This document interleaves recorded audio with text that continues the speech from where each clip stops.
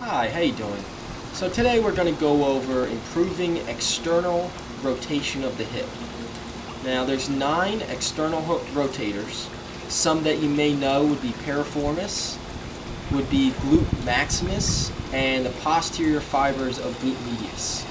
Now what we're going to do first is we're going to start with some foam rolling. So I'm going to sit on top of my foam roller.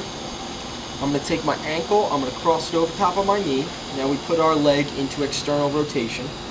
I'm going to lean over to that side of the hip. Just be careful of your shoulder if you have shoulder problems.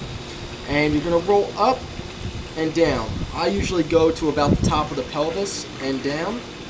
Now once I find a spot that's pretty tight, I'll hang out there for about 20 to 30 seconds and I'll begin to rock from side to side. Now for me this just doesn't get deep enough. So I'll drop down to my forearm and it gets a little deeper in there. And I'll do the same thing. Now, we're really doing this just to really loosen up the tissue. It should take no more than 2 to 3 minutes. Sometimes maybe even like a minute.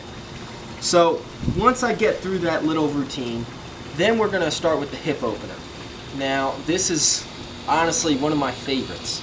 So what we're going to do is we're going to put one leg forward, one leg back. Now if you were to look at this, it's kind of like a squat position. We can see how this would relate to a squat. Now automatically going into this, we want to try to pay attention to what we feel tight. Right now I feel my groin pretty tight and I feel this kind of gluteal fold hamstring complex kind of tight. So I'm going to take my left hand and put it on top of my left foot. I'm going to try to straighten out my back and I'm going to try to get my knee out. Now, I'm going to start by taking some big deep breaths, seeing how far I can get my knee.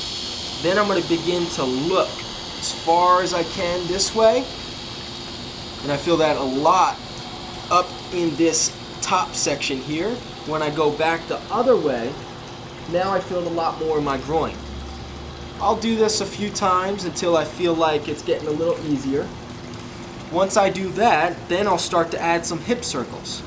Now the thing you have to remember about the hip is a ball and socket joint. It's the second most mobile joint in the body.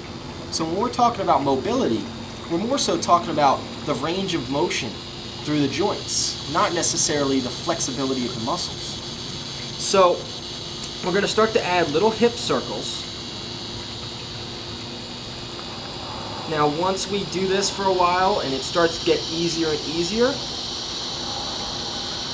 what we can do is then make it a little more difficult and go down to our forearm. And we can do the same thing. We can progress ourselves to the point that we get down to both arms doing the same thing. Now I'm pretty tight, so I'm definitely not the most mobile guy out there.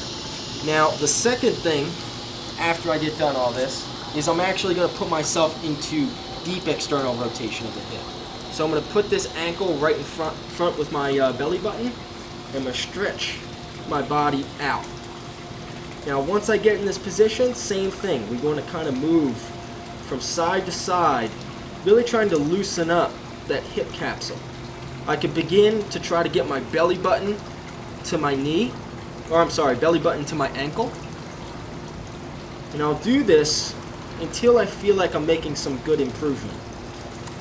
Now, like I stated before, for me personally, I do this almost every day just because of the fact that my hips get real tight and my low back feels kind of stiff. So for you people out there that don't have the best deep squat and maybe have a little bit of low back stiffness, go ahead and give this a try and let me know what you think. Have a wonderful day. Please like, share, and subscribe.